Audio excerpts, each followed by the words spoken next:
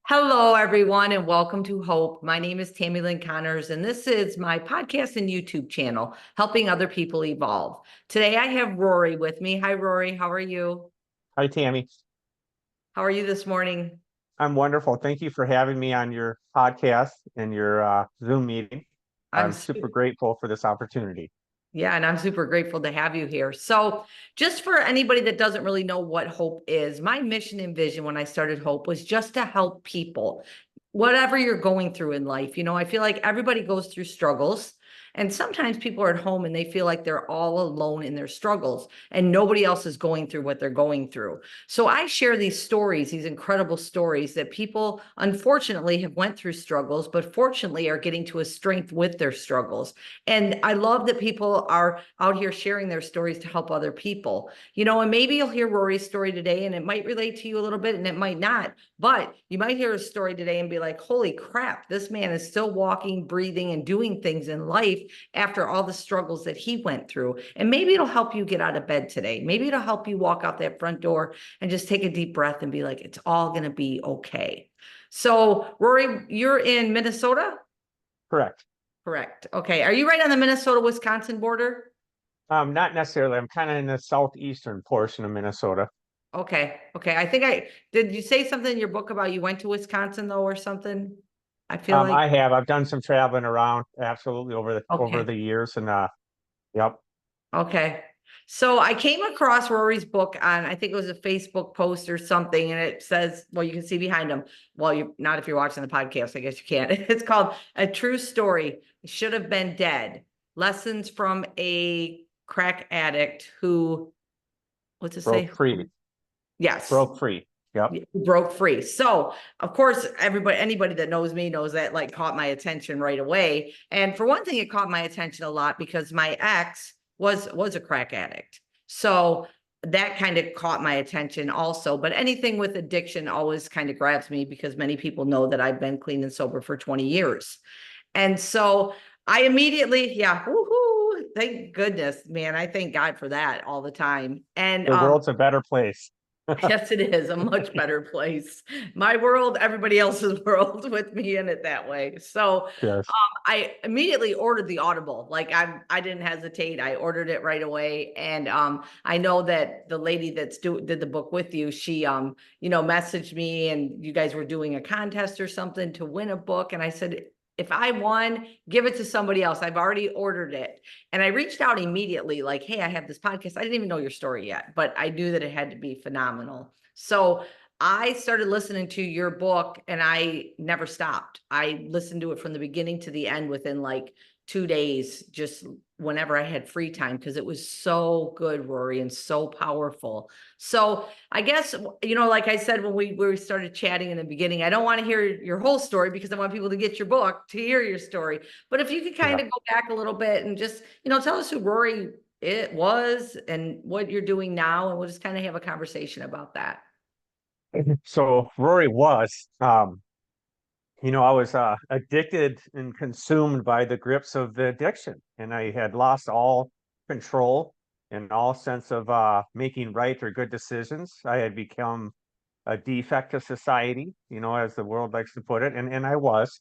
I didn't contribute to life in any way, shape, or form. I was a defect. I really was. I always looked to see what I could get, how I could get more, how I could lie. I was very much a petty thief, so I don't have no grandiose stories or anything. I didn't hold up a bank or anything like that. I did rob a gas station one time with my finger. Actually, I imitated a gun, and there was a huge repercussion for that, a matter of fact. Mhm. But the biggest thing is I was just caught in that grips of the addiction, and I couldn't break free, and I couldn't make any consecutive right decisions in a row. There were times maybe I would get jailed or put in a treatment center or a halfway house or some type of establishment.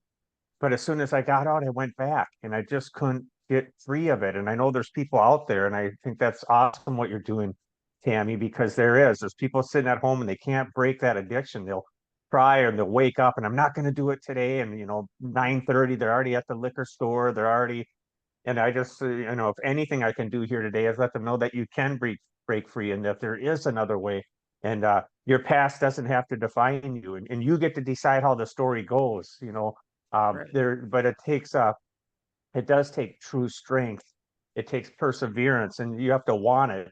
And the messed up part that one of my mentors years ago, early on, shared with me is, "Hey, Rory, maybe if you wanted this recovery and this sobriety as much as you wanted the drugs, you could do it." And it sank with me Mhm. because I showed in my addiction true perseverance, true organizing and manipulating. And I showed all these little abilities and skills to get drugs, to get more alcohol, to get it, to hide it, to get everyone out of the house, to get another sip. But I showed in my actions all these abilities. And this guy said to me, he said, "Why don't you take those awesome abilities that you have and put it in your sobriety and Right. maybe put it into something positive?" And I did, and it was amazing. My life completely changed.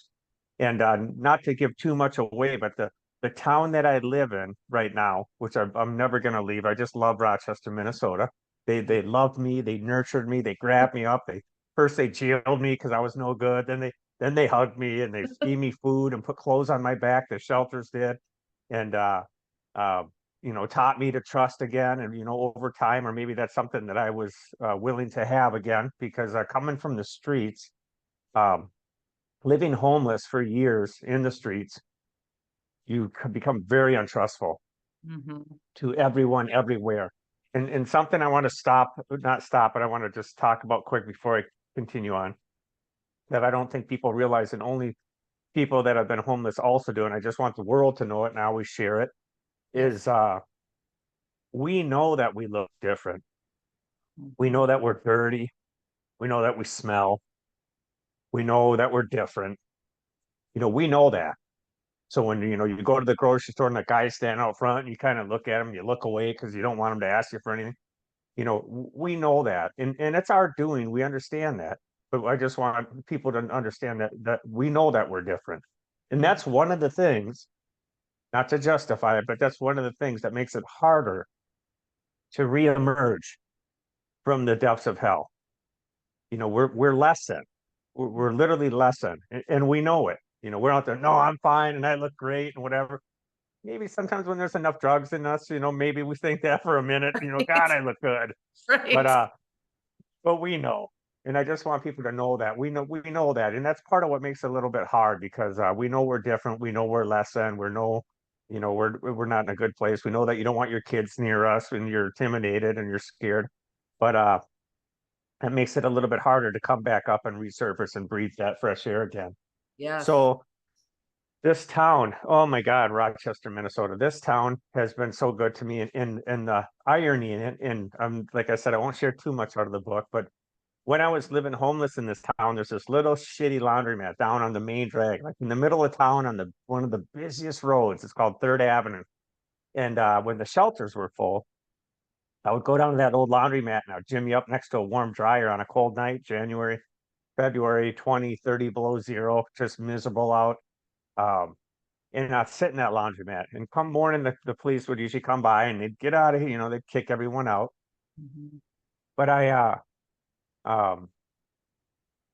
20 years later, or 13 years later, I actually bought that laundromat, that same laundromat that I used to sleep in on cold nights. I actually bought the laundromat, the old shitty laundromat on Third Avenue, and I turned it into my $1 million business. I turned it into a siding, roofing, and window business. And the last 3 years in business, I was doing over $1 million every year. Unbelievable. And all this with a ru- couple of these situational type things, and I want to share them for those people out there that are in the same spot. Mhm. My mother, my father, my best friend all died in my early 20s. Mhm. I had no family. I had nobody to call. I had nobody to go to try and co-sign on a bank loan to get help to create a business, do these things. I took, like I tried to say earlier, that perseverance, that ability to survive in the cold, to get money, to hustle. I took those skills that I showed in my addiction and put them into something rightly and Mhm. created $1 million business. Mhm. And I don't have a college degree. I wasn't like the smart kid in high school. I was at the back making noise trying to get the girls to giggle at me and get attention. I didn't do well. So Right. if you think, oh, I was never good in school and I don't have family and I have a past, I'm a felon and I'll never be able to do anything. Bullshit. Mm. Bullshit. Yes. Yes. I had everything against me and Yeah. I was able to achieve something tremendous. And once I established my business and it was doing good, I started buying these buildings on the same block, these apartment buildings. There was a triplex and then a sevenplex, all the way down until I ended up owning the whole block. And I think it's funny because in my addiction history or my youth, we all used to always say we used to go up on the block. Well, when I in 2003, shit, I owned a block. And I'd stand out there in the morning with my cup of coffee, looking from corner to corner, from 11th Street to 12th Street on Third Avenue, and I think, ain't this the shit? Unbelievable! I own an Is entire block. Like I wish my family was alive. I wish my mom was alive to see this. But to mm-hmm. own an entire block, something that's homeless, a defect to society, addicted to drugs and alcohol, just a little scab roaming around the streets. And I'm sitting there in a button up shirt with nice pants. I went to the dentist, got all my teeth fixed where I could actually smile in a picture for the first time in my life. I had Mm. never, ever smiled in a picture because of bad, rotten, post, missing teeth my Mhm. entire life. Since I was even a kid, I always had just bad teeth. And I got my teeth fixed. And the dentist asked me, I remember she asked me, she said, so why do you want to get your teeth fixed so bad? I said, because I want to smile in a picture. I've Yes. never smiled in a picture. Mm. So, all these things that we think we look different. I'm a felon, that I'm bad, I can't, I won't, I'll never, all this negativity, you got to stop because that head of yours that's hooked to your shoulders, that's your worst enemy. You quit Mhm. telling yourself you're bullshitting yourself because you know you can hustle and you got skills. You just got to figure out how to use them. That's it. There's no science to it. So I That went on to create that business. Yes. Yeah, I want to interrupt here real quick. The two things. One thing, I was listening to Trent Shelton podcast yesterday. He's a motivational speaker and things like that. But he was talking about he was in Vegas and met this little girl, Gracie. She's 18, but she's been in a wheelchair her whole life. She can't speak. She can't feed herself. She was deemed to live till she was 3 is what she was told, her parents were told, and she's now 18 and she's doing things that are incredible. And what you just said, Trent Shelton said, put all over your house. What is impossible? Nothing. Nothing is impossible. And I have to say that I feel like addicts, I mean, I'm giving kudos, kinda, are probably the best entrepreneurs you ever met in your life. Because Absolutely. like you said, you know how to hustle, you know what to do, you know how to, go this way and go this way to get this and do this and do this, and once you put your mind to, like you said, like my addiction, I went to any means to get that bottle or drug, Yes. whatever it was. My drug of choice was mostly alcohol. I still did other things, but I went to any length to get that, It was stealing from my job. I had those little airplane bottles in my car, 10 of them at a time, just all, and I made sure that there was a way. I was telling somebody this the other day, and I used to be like, well, I wasn't like a Rory, or I wasn't like a Fred that I knew, or Julie that I knew, because I didn't steal and I didn't lie. Well, that was bullshitting myself. Like you Yeah. said, our own head, right? Because I used to, in the morning, I had a job at a nursing office and I also managed a sports bar. I would drive all the way 10 miles out of my way to that little sports bar if I didn't have anything to drink at home, to get a shot of vodka with a splash of pop in it. And I used to tell the girls when I got there, the cleaning ladies, I'd be like, oh, I forgot something here last night. I have to grab real quick. And I knew exactly where to go, where the camera couldn't see me. And I used to do those things, right? And then I had to one day be like, yeah, you are all those people too, Tammy, right? Because you Yep. didn't want to be that way. But Right. so I think when you talked about being in our head too, we are the biggest bully to ourselves on this planet Earth. I don't care what anybody else says about me. I don't care what they think. They might think that I'm the greatest person in the world, but if I don't think that, then I'm that bully, and I think that it's important that you shared that with us, that our own head is the worst, like telling us what makes you think you could write a book, Tammy? What makes you what make even you, Rory, like in the beginning, like, wait, who wants to hear my story? And now Yeah. I hope that that so many people want to hear your story because it's so Oh good. my God. Yeah, and the thing is, I think the blessing in it is that I was approached. So being in recovery as yourself, as you know, I was told, oh, you got to speak, and on Saturday, on the last Saturday of the month, it's your turn. You got to get up and tell your story. And so I did what they said, and then they went a little further. They said, Rory, your story is kind of impactful. And they told me this 15 years ago down at the AA club and the NA club. And I went to both. I went to, and I don't say this to muddy the waters. I only say it to be truthful. I went to AA, NA, CMA. I mean, I went anywhere I could every night. Like I didn't want no free time. I would pull out schedules and look what's going on tonight, and I'd go there. And it didn't matter to me anything related to recovery because I smoked crack and I drank Bacardi Coke. I had a dual addiction. And Right. so, like I said, I went to wherever, and I would just put the word that I used in place. And they talk about, take what you want and leave the rest. And that's what I did, and I used what I did, and it worked. So I don't. So I'm very profound about many programs help me, but this the elders, they said, Rory, why don't you go speak at the ALC? I'm like, well, what's an ALC? They said, well, that's kind of where the naughty kids go. If you don't get along in public school, they send you there. I'm like, okay, cool. Those are my kind of kids. Right. So I went there, and for 5 years they had me come. And the teacher, well, Sweeta Patel, tells me every time I come, she's like, Rory, oh my God, the kids. You come in swearing and wiggling and jumping all over and being weird and, jumping up on desks and, talking about robbing gas stations and living homeless. And then you created $1 million business. And it's like 10 months later, they're still talking about you because they're like, well, Rory was able to do it and Rory did it. And and whatever their life is, or they're living in the trailer park and their parents are bad and they feel hopeless. He said, you inspire them. They hear Mm, your story and now they think they can actually do something with their life. And I don't know what to do. And then she even told me specifically of this one story of James. And she said, James has been coming to the ALC for 2 years. okay. He's never picked up a pencil or a pen. He's never filled anything out. And we continue to try and just love him and hope that something changes. And the last time you came to speak, when you left, James picked up in your little sheet of paper that we give to all the students. So how did you connect with Rory's story? What lesson did you learn from it? Blah, blah, blah. James filled out the whole sheet. So we don't even know what to think. So when I got diagnosed, here I'm going to throw a wrench in our conversation today. So when Okay. I got diagnosed with stage 4 lung cancer, which is, has also become a blessing. So no sadness. This is just part of the story. Uh, she sent me an email and said, Rory, I think I'm supposed to write your story. And what I think she really meant is, hey, this guy's probably going to die, stage 4, non-small cell carcinoma, tumors all over.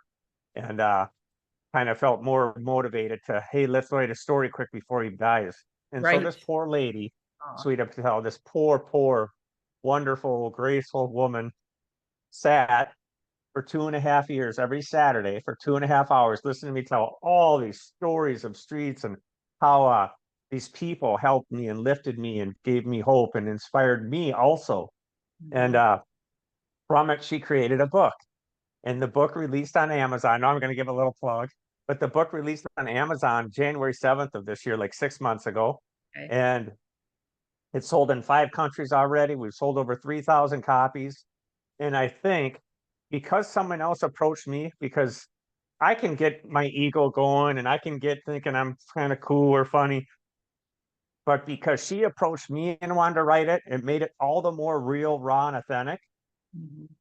from another point. It wasn't me trying to do it to get out there. I mean, it's what's happening now, but the way how it was born, I guess would be the word, was just natural. It was someone coming to me because people ask me all the time, "Oh, Rory, you wrote your story." Well, no, a lady wrote my story, poor lady that just listened to me, and then this is what derived out from it. But as a result of this story, oh my God, in 5 months, my life has completely changed. I've Yeah. been speaking in all our AA clubs, NA clubs, high schools, every TV station, front page of the newspaper, multiple podcasts, um, big campouts. I'm at a festival this weekend. I think it's like a hippy dippy festival where they have all these like gong thing and with the bowls that make the noise and stuff. Yeah. And I'm up there. I'm supposed to go on at 3 o'clock on the main stage, and I'm like, I don't know what I'm supposed to do, but I keep winging it and going with it. And I've been in churches and banks, and what I do is I just share my story of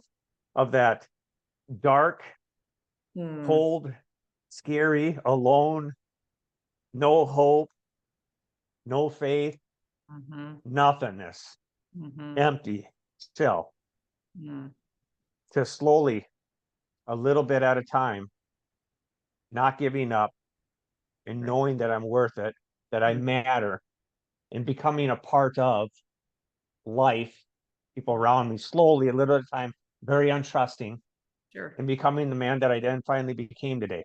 And Mm, it's such a gift. And for anyone out there that's hopeless, that thinks that there's no light, there's always a light. mm, There's always a light. Even in cancer today that I live with, there's a light.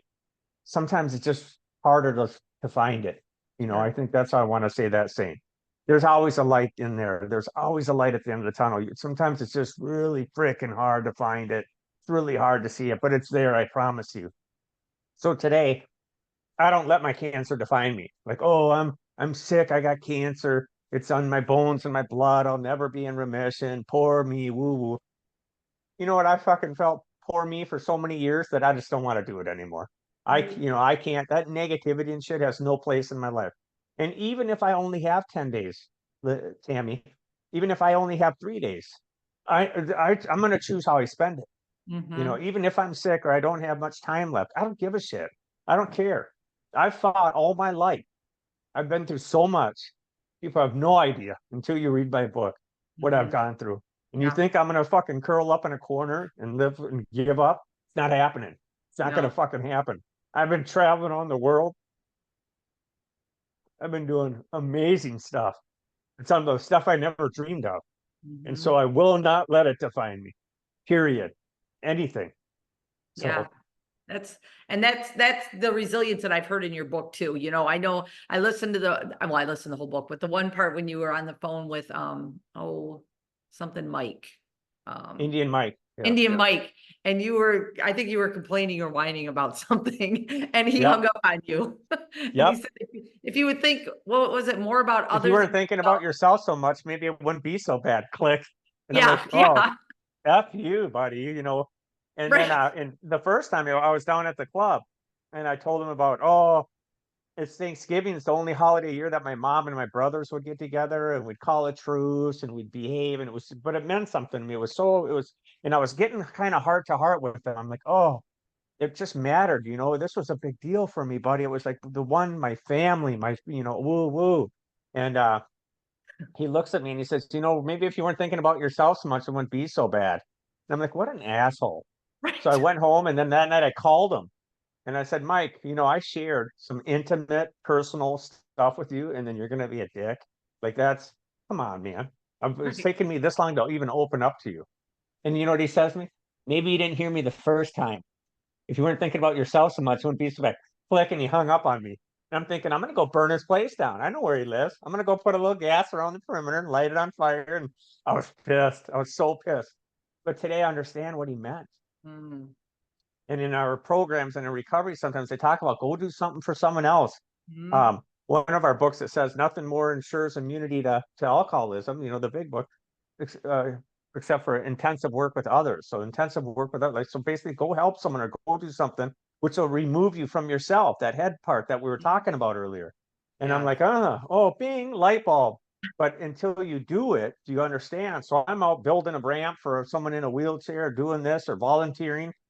And you don't think about yourself because you're caught up in it. I mean, once I go back to my dark little shitty lonely little apartment somewhere, sure, then I'm back in my head, but at least I have that freedom for that hour to just get out of my head and think about someone else and not think about my own shit. So Yeah. yeah, it was there was all these little lessons, and Indian Mike was really almost masterful. He taught me so many things, and he was kind of an asshole and he wasn't nice, but I love that man so much. I'm so grateful for everything he taught me. Yeah. Mhm. Yeah. And Mhm. that's the thing too. I talk about, with people when you're like having a conversation with someone, and it might be just a minute conversation with someone, but you can plant those little seeds that one day, like you just said, like it clicks in your head. Oh yeah. When Indian Mike said this, now I understand what he meant, you know? And so I do that, like, especially with young kids, I'll talk to them a little bit. Like at the gym I work out with, they got a lot of little kids that box and do basketball stuff. And I'll just have little conversations with them. And they're not long, but just enough to like plant a little seed, like, oh, that old lady said. Yep. Oh, wise lady That Tammy. old wise Oh, lady, that's wise what one. that's it's so funny because that's what my son said yesterday. I said, I was talking to this little kid who's like 3rd grade, so he's like 8, and we were talking about school and how much he doesn't like it, but he loves to box and he's really good at it. And I said, well, you're really good at it because you really put your mind to it. I said, so at school, since you have a long time to go, maybe just put your mind to it a little bit more. And I said that to my son. I'm like, he's probably like some old, he's a little black kid. He's some old white lady said that to me. And my son's like, no, he probably thought some wise lady. So I got to turn my words around a little bit there. So, Yep, that's nice. yeah. So did you, I know that in your book, you did relapse a few times, I correct? did. I struggled. I didn't do nothing perfectly. And I'm not going to say that I'm glad that I did, but it's just my story. I did. And it's, Mhm. I think that's one more thing, though I will say this, that makes me more approachable, not better than, Mhm. not, and it's not that someone didn't is, but sometimes that is intimidating to people because they're It's, coming in, they've struggled. And then you get some old timer or someone like, I came in and I sobered up in 1827 and I've never had a drink since. And I came in that one time and I've never done drugs and I did it perfect and whatever. It's like, well, fuck, I've been making a mess out of everything. I'm surprised to have 2 stocks matching today. Like, I don't think that guy's going to be a good sponsor for me.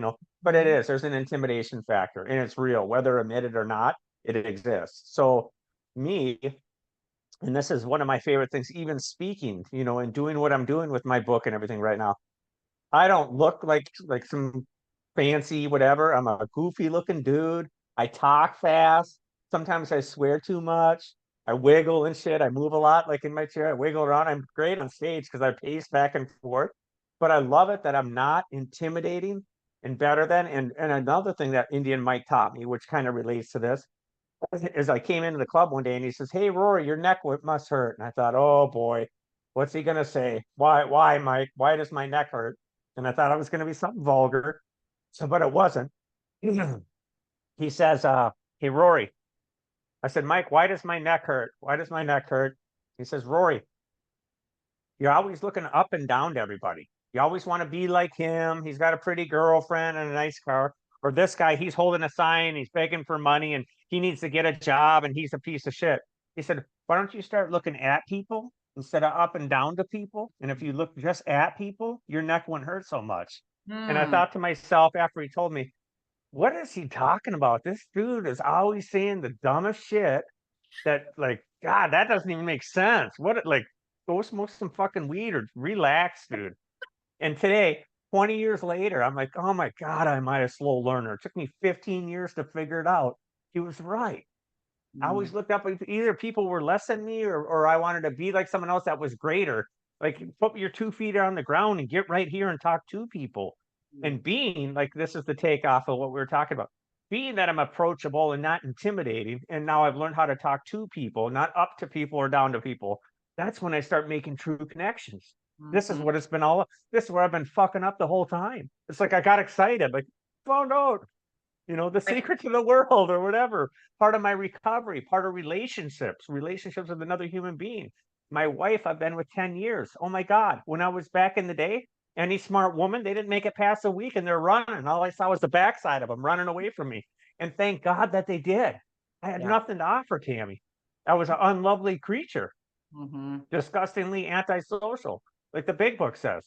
I had nothing to offer. Why would Mhm. someone, unless they were broken and addicted and in the same realm that I was, there was never any length of anything. And then today, now that I've learned to to be right with him and those around me, I've Mhm. maintained a relationship with my wife, married for 10 years. Like, oh my God. And we're happy and we're going to Alaska next week and we're excited and we can't wait and go fish and bring fish home and we do it every year and we like each other's company. I mean, we enjoy being with each other. We're sincerely happy. These are the miracles. Mhm. And if I would have never sobered up, if I would have never taken a chance, if I would have never stopped listening to those voices in my head, I Mhm. can't, I'll never, you know, and put that effort in to be sober, I wouldn't be here in this position today. And today I live happy, joyous, and free. Absolutely, man. Absolutely. And one of another thing in some of the recovery programs, they talk about these promises and they say, we'll be rocketed into a fourth dimension. And I think, God, are they on acid or what? They're like, we'll be like that shit we used to talk about taking little pieces of paper and Oh tripping on yeah. LSD. And it's Yeah. like, these guys are crazy down here.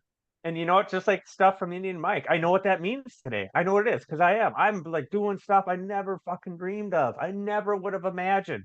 And it's I do, you know, it doesn't come just naturally. You have to stay right. You have to be honest with yourself. You know, don't hang out in a barber shop if you don't want to get your hair cut. You know, don't, you gotta be, you know, to these little coins we get in recovery, they say on the back, to thine own self be true. You got to get right with yourself. You know, don't steal, don't be skimming, don't be doing the, you know, that cookie jar lids off. Don't reach in there. You know, you gotta be a good boy or be a good girl. You know, you gotta behave.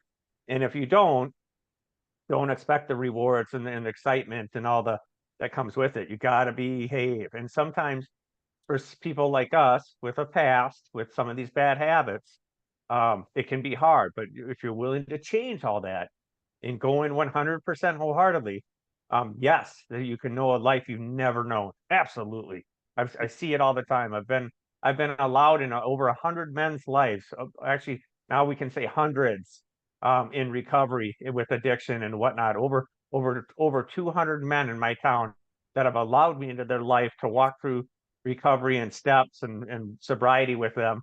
And they're all around everywhere I go. And it's the best part is I go into like the hospital or the energy plant, and the supervisor or the social worker with the master's degree. These are guys that I knew 25 years ago that crawled up my back step of my crappy little shitty first house that was a wreck with burnt fingers and burnt lips, and they're in suits in the greatest hospital in the world with master degree, coming to my bedside while I have cancer. Mm-hmm. And these are men that I got to help. Yeah. And to see that, like, I didn't even care I was dying. I was like, man, I'm so fucking proud of you that Mm-hmm. we're even here. And Yes. he's worried about me, and I'm like, man, and he's in a suit. And I'm like, this guy's fingers were burnt from his pipe. Mm, He couldn't even talk.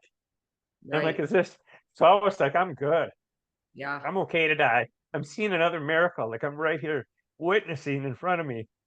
Like, you can't make this shit up. No. And it's unreal. And he's sitting there, masters of social work at the Mayo Clinic at my bedside as I'm dying of cancer. And I'm thinking, man, if these fucking people only knew who we were, We were. they'd have no idea. And that we persevered and we didn't give up. We Mm-hmm. fought. And everybody that's out there that's talking, you gotta try. Right. You can try to get the dope and you can try to get the drink that day, and you try and better yourself. Try and just do even the one little baby step. Just Mhm. don't go to the liquor store or go somewhere else or do something. But you gotta try. You gotta there's a great life out here. We live in a this world's a great place. It really is. It's not as bad as we think it is. There's trees and water and eagles and fuck, it's beautiful. You know, Yes. get out of your dungeon. Yes.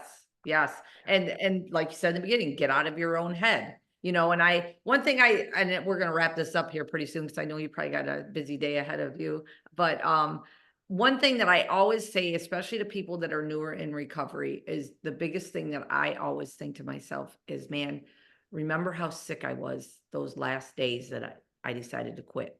Like I think back and I always, you always say, don't live in your past, don't live in your past. And I don't live in my past, but I remember how sick I was. I remember, and it's gross, but I remember puking yellow bile every day. I remember feeling like I was going to die every day, and I was going to quit today. And God, if you just get me through today, I'll quit tomorrow. Never again.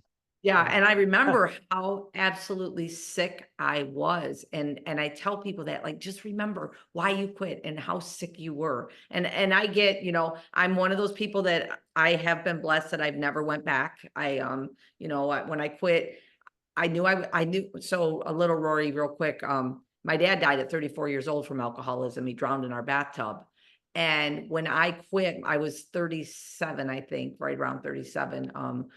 I quit in 2004. And well, actually I was almost 39. So I was 38, but I was so sick and I probably weighed about 85 pounds. My cheeks were sunken. My eyes were yellow. My pancreatitis I'd had 3 times. My liver was failing. And the day that I quit, I got fired from my job and begging my employers to keep my job. What am I going to do? I'm a single mom. And I remember thinking to myself, they didn't let me keep my job. They fired me, thank God. And thinking my son was going to find me like I found my dad. And that was, I couldn't do that to my son, and I knew that I was going to die soon. And so I, in my head, remember that day and exactly how I felt. And I think it's important for people to remember the reason how sick you really were. I agree. The recovery, sometimes they say we do not regret the past nor wish to shut the door on it. And what someone told me once along the line was, play the story out. How's it going to go, Rory? You go ahead and you go and you get the bottle, you drink, play the story out, Tammy. How's it going to go? And then you're going to start again, and then you're going to start sneaking and hiding. And slowly, then you're going to disassociate because you got to go hide with your drink, and then your kids are going to find out. And then whatever. Is that what you want to do? Play it out. Is that how you want to live? You don't? Then you better check your shit, Yeah. make a different choice, take different actions, and that resentment. They tell us that resentment is the number one offender. It Right. destroys more alcoholics and drug addicts than anything else. So don't, when you get yourself in situations where you're resentful, it could be in sobriety, it could be a divorce or a business or a coal business with someone else, and it goes south and gets bad. But that resentment, we learn that we have to be so careful with becoming resentful, because people that are addicts and alcoholics, when we get resentful, that drink or that drug starts to get closer to us because we know what that's going to give us. And that's the problem with it. It never fails us. If I take a sip of alcohol, I know what it's going to do for me. I know exactly what it's going to do. Exactly. And that's part of the fight. That's what we're up against. Something that's going to give me exactly what I want, that my body loves. That's what we're fighting against. That's the disease. It's insane. It's Yes. insane. So we have to have our guard up. We have to have these principles and these ideas and the readiness. We have to have people that we know that we can call. Hey, can you want to just come hang out tonight and play Monopoly? Or a Right. friend that we can reach you to be around. Like, I don't think I need to be alone. It's Right. just not a good idea. I'm having a bad day and my wife left me and my business failed and I'm just angry and I'm mad at God and blah, blah, blah, or whatever you got going on. And then you're going to go sit home by yourself in your house, staring at the walls with all that. Don't do that. Don't do that. Yep. Right. Yeah, So I agree 100%. Well, I am so blessed to have met you and so blessed to have heard your story, and anybody on here, listen, go get the book. I'm telling you, when I tell you that this book, I listen to a lot of books. I listen to a lot of audibles. I listen to a lot of stories of hope, but your story was probably one of the most intriguing, the most exciting, the most like, oh my gosh, no, he did not go back out again. Just yeah. like, this is his Is, bottom. Oh no, and just the is he stories. ever going to get it? Is he ever going to get it? Yeah. Exactly, exactly. And of course I know that you did get it because your book says should have been dead. And it's just, and then to hear, you went through this your cancer that you're going through, and I had one friend ask me this one time. He said, if you were given 7 days to live, like that's it, that's all you have, would you go drink and drug again? I'm like, to hell no. Why would I do that? I want to live my last 7 days happy, not miserable like I was. So, when I saw that your cancer diagnosis, that could have went either way, right? I mean, Yeah. really, like, especially stage 4, like, okay, my life's over. And it did. And I had a thought, and I went down to the river at my house, and I thought, am I going to use it? And like you, I said, no, there's no way I will die. So I've been sober. I've been sober 19 years. So August 18th, will be 19 years here coming up.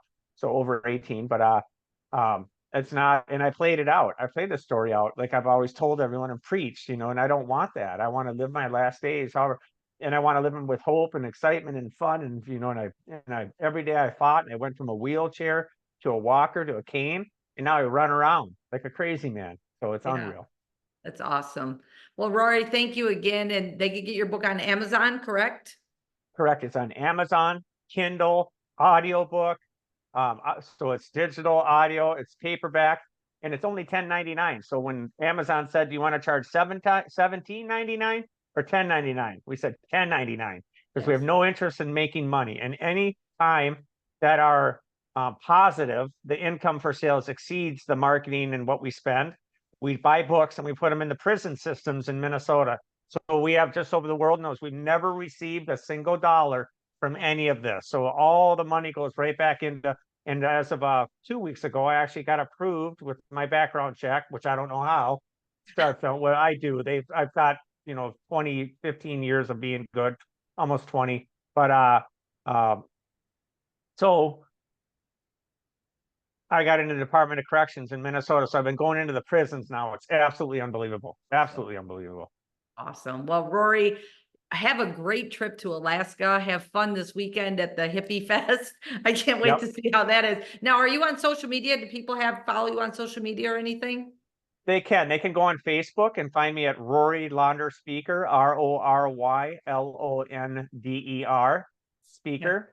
And Yeah. we do have an Instagram page, which is starting, but not quite there yet. But basically, they can follow me on that, or just for any more information about the book and blogs and stuff, you can go on www.shouldhavebeendead.com. And Yeah. there's a bunch of neat stuff. And there's an events page. You can see the 40, 50 events I've done all over, and they continue to come on and add on. And Tammy, of course, you're in there for a podcast for today. But it's awesome. And so there's marketers that do all that.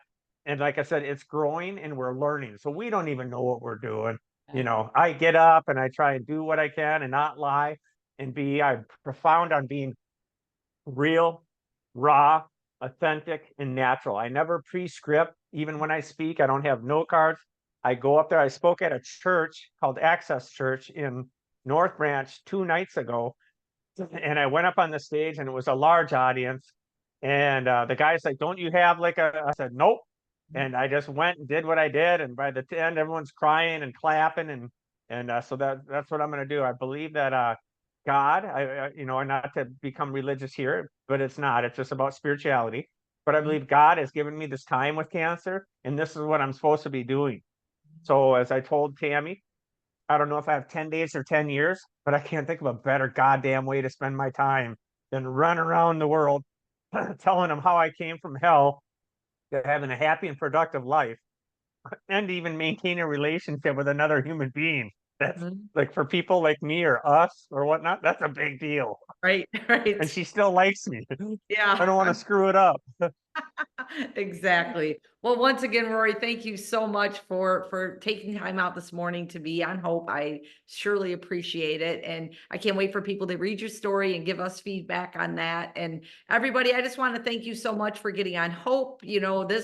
This journey for me has been the most amazing journey ever. Just hearing these stories and just helping somebody else get through their struggle. I get messages all the time from people like, thank you for sharing your story. Thank you for sharing someone else's story. And, I just hope that you hear Rory's story today. And especially if you're in the addiction and, deep in it, just know that there is hope. There is light. You can do anything you put your mind to, like we said at the beginning, you go out there and you get that drug or drink and you figure out the way to get it, figure out the way to not get it, figure out the way to be a happier, Yes. healthier person in life. So any last words you want to say, Rory? No, just thank you, Tammy. I appreciate taking the time to hear my story today. And I'm grateful to the world and everyone for the opportunity that they're creating for me. I'm so blessed. And thank Thank you, you. Rory. I hope everybody has a fantastic day and we will chat at you all soon. Thank you.